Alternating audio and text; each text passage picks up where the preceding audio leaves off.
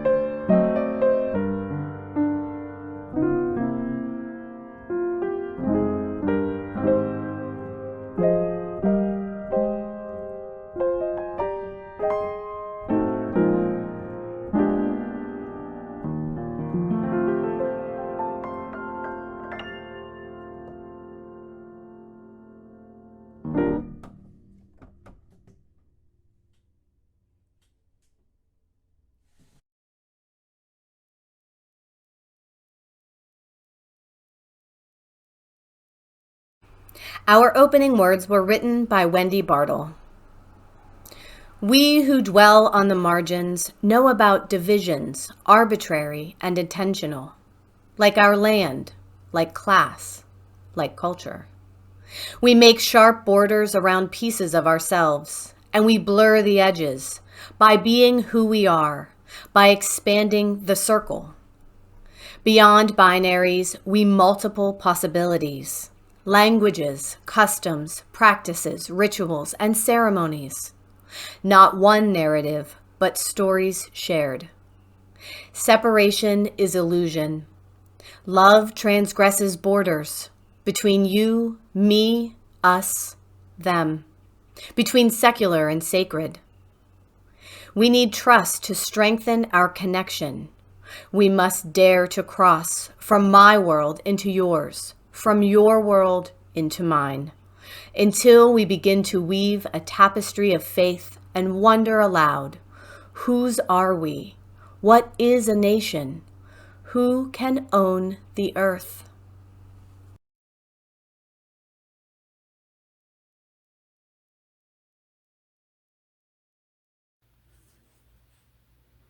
Please join us in saying the words for lighting our chalice. When strangers meet, endless possibilities emerge. Each is called to serve something larger than the self. Today, this morning, let's light the chalice for openness, for willingness to grow, for rich curiosity, and for common purpose.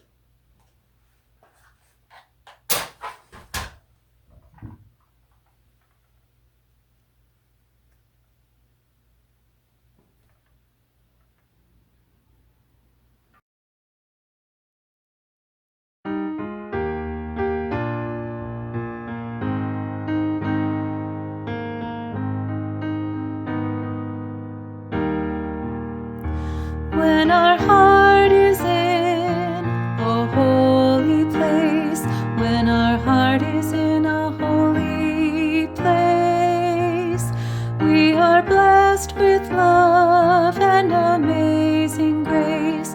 When our heart is in a holy place, when we trust the wisdom in each of us, every color, every creed and kind, and we see our faces in each other's eyes, then our heart is in a holy place. When our heart is in a holy place, when our heart is in a holy place, we are blessed with love and amazing grace. When our heart is in a holy place, when we tell our story from deep inside, and we listen with a loving mind, and we hear our voices in each other's words, then our heart is in a holy place. When our heart is in a holy place, when our heart is in a holy place, we are blessed with love and amazing grace. When our heart is in a holy place, when we share the silence of sacred space, and the God of our heart stirs within, and we feel the power of each other's faith, then our heart is in a holy place. When our heart is in a holy place, when our heart is in a holy place, we are blessed with love and amazing grace. When our heart is in a holy place, when our heart is in a holy place.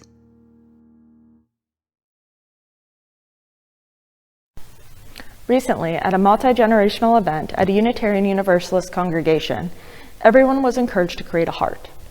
They were given some construction paper and some glue and some markers to design their heart. Emily worked diligently to create the most perfect, most beautiful heart she could. It had glitter all around the outside, and it was just the most perfectly heart-shaped heart. As she was helping to clean up, she noticed the heart of one woman who was around the same age as her grandmother sitting at a nearby table. Her heart was a mishmash mess of odd colors and had pieces which were ripped and torn and glued haphazardly upon it. Parts of it were wrinkled and crinkled, and there was even a little hole in it. Thinking there was something wrong, Emily offered to help the woman fix her heart. But the woman merely smiled and explained that there was nothing wrong with her heart. It merely revealed all of the things which had happened to her in her life. She said there were happy times here. The beautiful colors and designs represented when she first met her husband, their wedding day, and the birth of each of their 3 children. There were other beautiful parts too, which stood for watching her children take their first steps on their own, or riding a bike without training wheels, or watching them become young adults. But what about all the rips and the tears and the wrinkles? Emily asked. Why are they there? These were for the sad times in her life, the woman explained. The time her best friend was stricken with measles. The time when someone lied or did something to hurt her feelings. And the hole? The hole was left when her husband passed away. In fact, every time a person comes into my life that I care about, she explained, they take a piece of my heart with them. This was distressing to Emily, thinking of the woman having to give part of her heart away to others. But what happens if you give it all away, she asked. You'll be left with nothing. No, I won't, said the woman with a smile. Because you see, they give me a piece of theirs as well. Emily looked down at her beautiful, perfect heart with the glitter and the design she worked so hard to make. Then she looked at the woman's mishmash-shaped heart with the jagged colors, rips, and wrinkles. Without hesitation, Emily ripped off a piece of her perfect heart and handed it to the woman. Thank you, the woman said as she placed it with her mishmash heart and tore off a piece to hand to Emily. The end.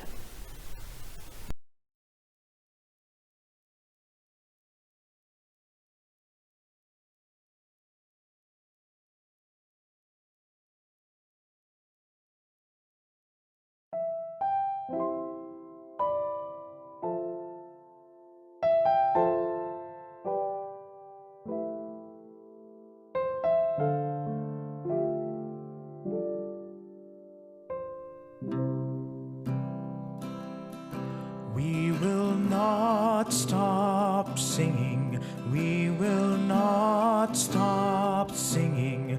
We will not stop singing till the world can hear the song, till the world can sing along. We will not stop marching. We will not stop marching. We will not stop marching till the world can hear the song, till the world can sing along. Till the world can sing, till the world can sing, till the world can sing along. Till the world can sing, till the world can sing, till the world can sing along. We will not stop praying. We will not stop praying. We will not stop praying till we all can get along, till the world can sing our song.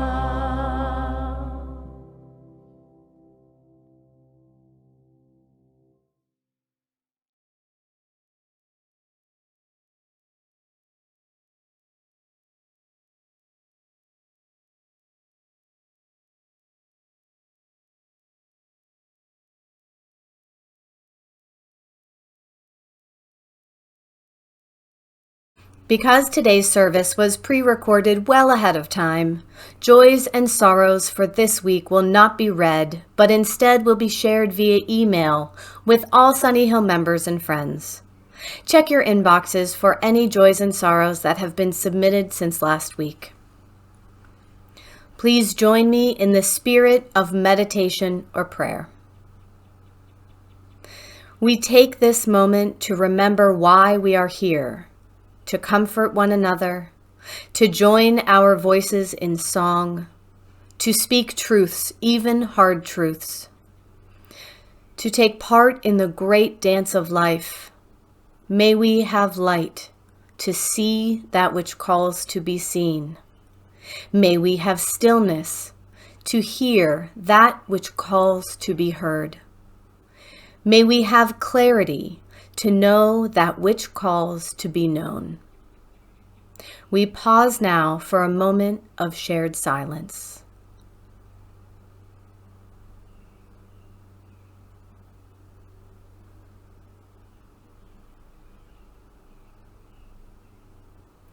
There is much to sing about, both in praise and in lament. There is much to dance about, whether light of mood or heavy.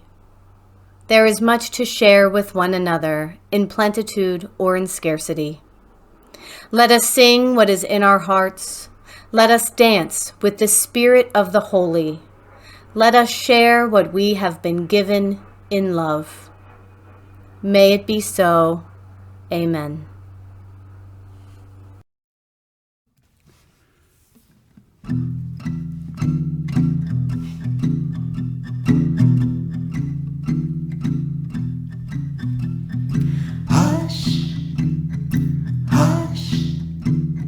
Somebody's calling my name. Hush, hush. Somebody's calling my name. Hush, hush. Somebody's calling my name. Oh my Lord, what shall I do? What shall I do? Sounds like freedom. Somebody's calling my name. Sounds like freedom. Somebody's calling my name. Sounds like freedom. Somebody's calling my name. Oh my Lord, what shall I do? What shall I do? Sounds like justice. Somebody's calling my name. Sounds like justice. Somebody's calling my name. Sounds like justice. Somebody's calling my name. Oh my Lord, what shall I do? What shall I do?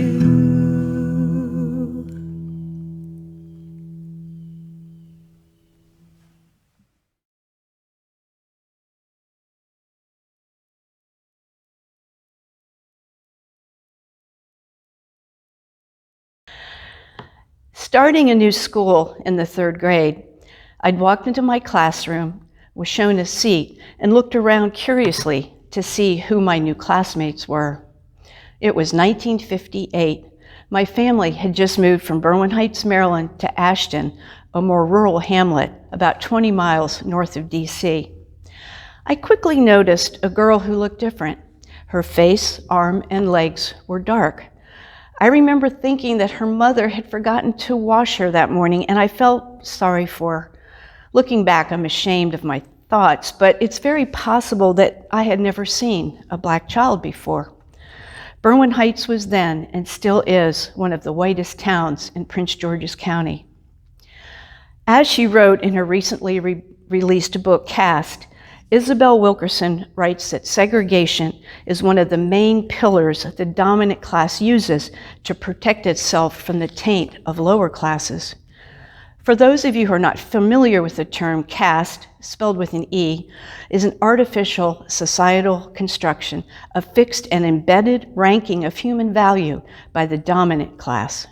This sets up the presumed superiority of one group against the presumed inferiority of other groups on the basis of ancestry or other immutable traits. Wilkerson's recounting of the specific methods used to define and enforce caste is powerful. It could serve as a primer on how to systematically remove all vestiges of dignity, respect, and power from a designated lower class of people, whether they be African Americans in the US, the Dalits or Untouchables in India, or Jews in Nazi Germany. Few of us want to believe that a caste system could have existed in America, but it clearly did, and it still does to some extent. Without question, we have all been affected by it, and most of us, perhaps unwittingly, have perpetuated this system. Today, I'm responding to what I've heard my Black friends say many times. Don't expect Blacks to teach us everything we need to know about them. We need to teach each other, because only we have had the experience of being white. Only we have had the responsibility to actively unlearn what we've been taught. And often, only whites hold the power to make change possible. I've also found, somewhat to my surprise, that we need to engage the heart, not just the mind, in order for this transformation to take place. Fortunately, I'm a curious person, and when I had to declare a major in college, I eagerly committed to the discipline of sociology. From a very young age, I'd always believed that if I could just measure something, I could understand it. I received an MA in demography, specializing in migration.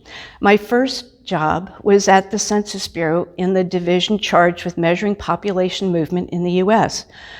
While there, my supervisor, Larry Long, and I wrote an article published in the mid-1970s. Our research showed that Black men who had moved from the South and had remained in the North for at least 5 years were more likely to be economically successful than other Black men in the North. This difference was attributed to the determination and resilience of these Black migrants. These findings were cited in Isabel Wilkerson's 2010 book, The Warmth of Other Suns, her compelling description of the Great Migration of Blacks out of the South. I was very pleased that our research was used to augment her findings. Early in our marriage, my husband and I moved to Northwest Washington. It had only been 4 years since the DC riots devastated the 14th Street corridor following the assassination of Martin Luther King. We found ourselves in a comfortable, affordable bungalow in the integrated neighborhood of Shepherd Park. We soon met Marvin Kaplan, the founder of Neighbors, Inc., Incorporated, who lived across the street. He and his wife started this organization to stop white flight from the area, which was very widespread at the time. We loved the convenience of living in the city, and we befriended many young families like ourselves of all races. However, our house was broken into, I think, 7 times in the first 5 years, and one of these was by a next-door neighbor who we suspected of drug dealing on Georgia Avenue. My parents and siblings never understood why we wanted to live in the district. My mother, somewhat conservative, when visiting from Florida, told me with alarm that a Black man had come out of the house next door. I said, yes, that's probably true because he and his family lived there. I left the Census Bureau and joined the U.S. Commission on Civil Rights. The commission was created under the Civil Rights Act of 1957 to develop civil rights policy through studies of alleged discrimination. I worked on research documenting the under- and unemployment of minorities and women. And while I found the research interesting, the climate was somewhat challenging. The head of our office was a distinguished Black civil rights lawyer. She was demanding and dismissive, and I was often found myself on her bad side without really knowing why. Once, reviewing my research, she penciled in, quote, "written like a white woman," unquote, exclamation point, with no further explanation. In meetings, coworkers once accused me of not wearing cornrows because I didn't like them. The truth of the matter is, I can't even keep a barrette in my hair, and I also had assignments literally thrown at me. Before I had my first child, I asked the boss if I could work part-time. She refused. Her boss, though, did finally approve it, but in practice, I was given the same full-time workload as my peers. Through hard work and limiting my socializing at work, I was able to complete it, but it served to further marginalize me at the office. While I didn't want to believe it, I realized that I was treated differently because I was white. While painful, this experience taught me a very important lesson. I, being white, could walk out of the door every weekday afternoon, and my world would return to normal. I could forget about it until the next day. But if I were Black, it was likely that I could never really escape the reality of being demeaned because of the color of my skin.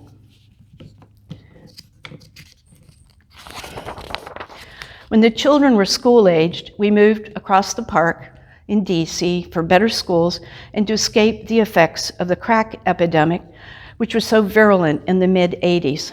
We had found needles on the sidewalk near our home, obviously unsafe for young children, so that the kids would have a religious education also. My husband and I also joined Cedar Lane UU Church in suburban Bethesda, Maryland.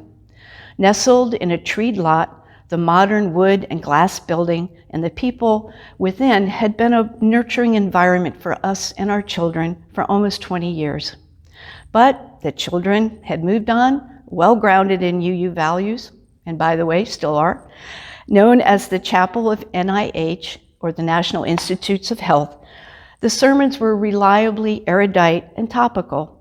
Then I heard that a recently ordained, young, gay man had been chosen as the senior minister at All Souls. Believing that people, like plants, need to be repotted every now and then, I transplanted myself to what was to become a vibrant urban ministry downtown. As I climbed the steps of the imposing Georgian colonial church, all I first noticed was the black stains of years of traffic grime. Taking the S2 bus downtown, I'd passed All Souls Church at 16th and Harvard thousands of times, but I'd never been inside. Entering the narthex, I sat towards the back, awed by the high church feel with soaring ceilings, Greek columns, and a raised pulpit. 2 days later, the planes hit the Twin Towers. I sat in the dark rear of the sanctuary and I cried for a year. I cried for people who had been killed by the terrorist attacks. I cried for those on both sides who now were engaged in 2 wars and all the bloodshed and insanity that would certainly follow.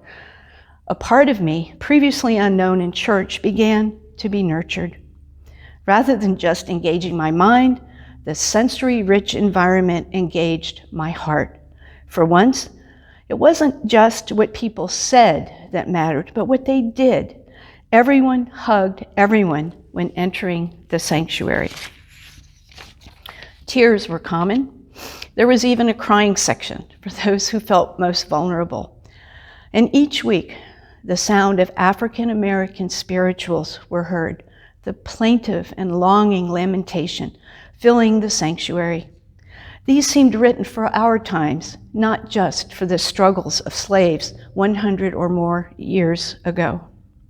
And then there were the rousing gospel-inspired songs with the congregation rising, clapping, singing, dancing, and swaying in the aisles with soul-stirring enthusiasm. Our new minister delivered fiery sermons urging peace, speaking directly to the hunkered-down religious liberals in D.C., clearly in opposition to the patriotic fervor then gripping the nation's capital. Jim and I joined All Souls a few years later. In gratitude for what I'd received, I volunteered to plan and conduct the new member program. I brought in approximately 300 new souls in 3 years, a steady stream of people drawn by the message from the pulpit, the inspired music program, and the aftermath of 9/11. I conducted tours of the building for all prospective members, recounting the rich history of All Souls at that location since 1923. Folks were particularly intrigued by the bell in the tower cast by Paul Revere's son in 1822. I had to take them up a series of steps, 3 or 4 layers before we could get to the top. That was interesting, but it was called the abolition bell after it was temporarily silenced by authorities after it rang in protest of John Brown's execution. Now it rang for every joyous public event, such as the passing of the Marriage Equality Act, which was actually celebrated at All Souls. I had many, many meaningful experiences at All Souls, but a few stand out. The Jubilee singers, 30 to 40 strong, lining up the aisles to open the service, singing, "Hush, hush, someone's calling my name," or "Wade, wade, wade in the water." And "Trouble don't last all day," my favorite phrase. Serving chili in Pierce Hall with my Roots and Wings class to hundreds attending the March for Women's Lives. Singing "Down by the Riverside, we ain't gonna study war no more." And introducing a new member class, since I was the membership director at that time, to the congregation, followed by a spontaneous group hug on stage. I named each group, and this particular one was called "Da Group." A really large one was called "The Multitude." We loved having our own names for each group. Seeing rose petals tossed from the balcony after a sermon on gay marriage, and singing "Spirit of Life" slowly in both Spanish and English, which I believe you may hear today. Each week, we were told that at All Souls, the walls that keep us apart during the week come tumbling down. What I learned and felt there didn't just come from words. Through immersion, osmosis, and repetition, I soaked up the joys, the vulnerabilities, the fears, and the sorrows of my fellow congregants, whoever they were. And in so doing, I became more fully human. While at All Souls, I entered into an intense friendship with a young Black woman, 20 years my junior, who I had brought into the church about a year earlier. One day, she called me out of the blue, asking me to help her with a conflict with the senior minister. When I agreed, she later recalled to me she fell to her knees shouting "Hallelujah" in the DC Superior Court, where she was dealing with another unrelated issue, and this was only the beginning. For the next year, my life was dominated by her issues, some church-related, some not. Imagine minimum of 2 to 3 phone calls a day for about a year. These included her bad breakup, later court trial with her lesbian lover, her health issues, and a continuing escalation of her conflict with the senior minister, then the board, and then the entire congregation. She was the most complicated, beautiful, funny, hardcore, unapologetic person I have ever known. No one else could have persuaded me to accompany her and pay for the printing while filing her civil suit against the Board of Trustees, later dropped. We even joked about who would play our parts in the inevitable movie that would be made about our experience. A young Ruby Dee for her and Meryl Streep for me. She also made the effort during this time to tell me her colorful life story and what it meant to be a Black lesbian, and to help me understand Black culture in general. For example, I asked her once, why do Black women have such wonderful complexions into their 80s and 90s? She said, "Black don't crack." Made sense to me. I finally had to break it off permanently because it was clear that no amount of my help was ever going to be enough for her. But even given all the difficulties I went through, I am still very grateful for all the lessons she taught me. In the final chapter of Caste, entitled "The Heart is the Last Frontier," Isabel Wilkerson describes a chance encounter with a plumber called to her home. He's described as smelling of beer and tobacco and kind of looking like a Trump supporter. I don't think he had a hat, but that's what she surmised. And their encounter is awkward, with her doing almost all of the talking and moving boxes around to find the possible source of a leak. He just stands there and offers no helpful suggestions. As a last resort, she mentions that her mother had just died the week before and asks about his. He then opens up about his parents, his mom gone, his dad still alive at age 78, but mean as they come. They bond over their shared parental experience, and then he goes above and beyond to solve her plumbing problem. In the epilogue, she calls for the concept of radical empathy.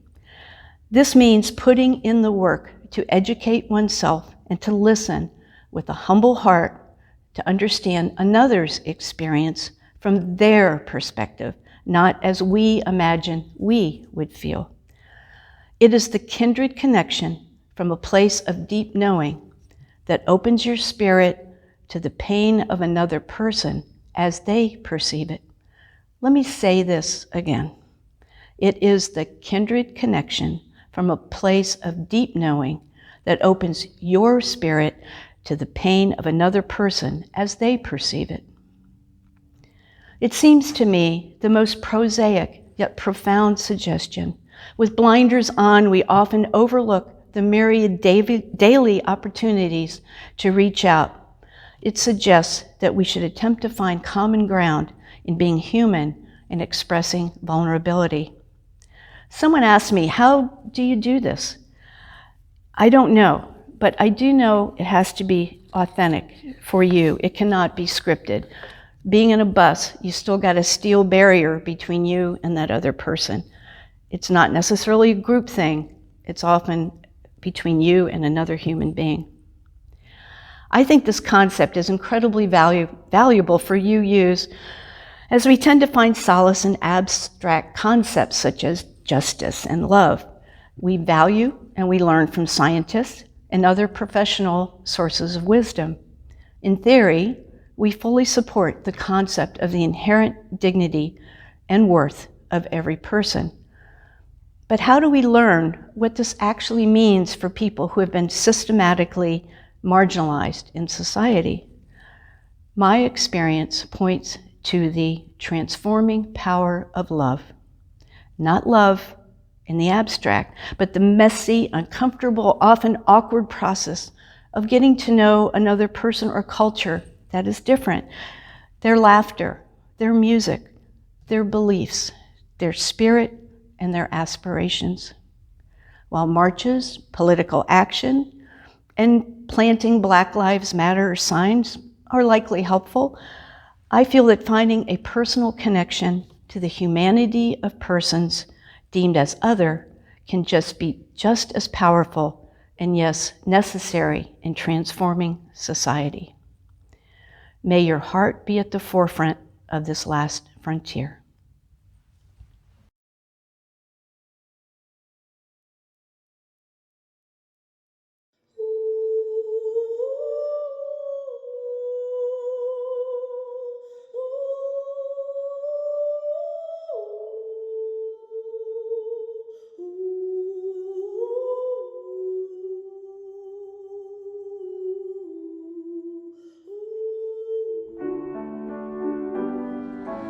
Ooh.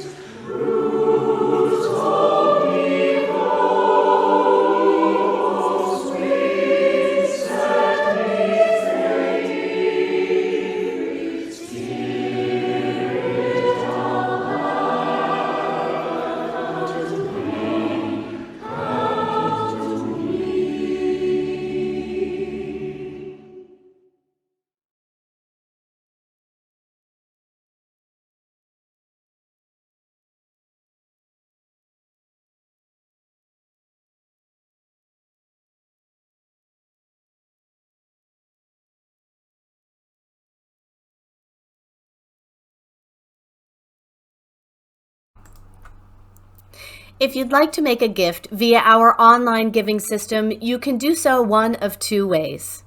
You can go to sunnyhill.org and click on the button that says Online Giving and then follow the instructions.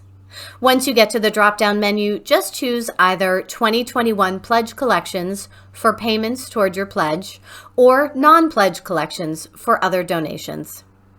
Or you can give by text at 412-324-3130. Just dial that number using your smartphone and follow the instructions. You can also mail a check if you prefer, and you can find our mailing address on our website, sunnyhill.org. Thank you for your generosity.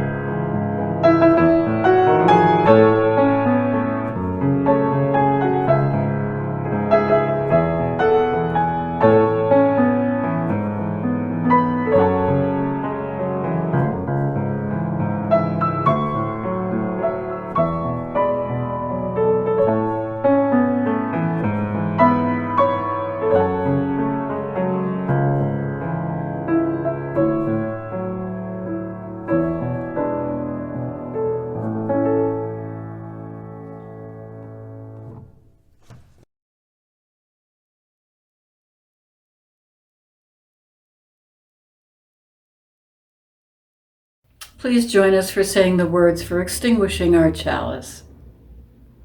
We extinguish this flame, but not the light of truth, the warmth of community, or the fire of commitment. These we carry in our hearts until we are together again.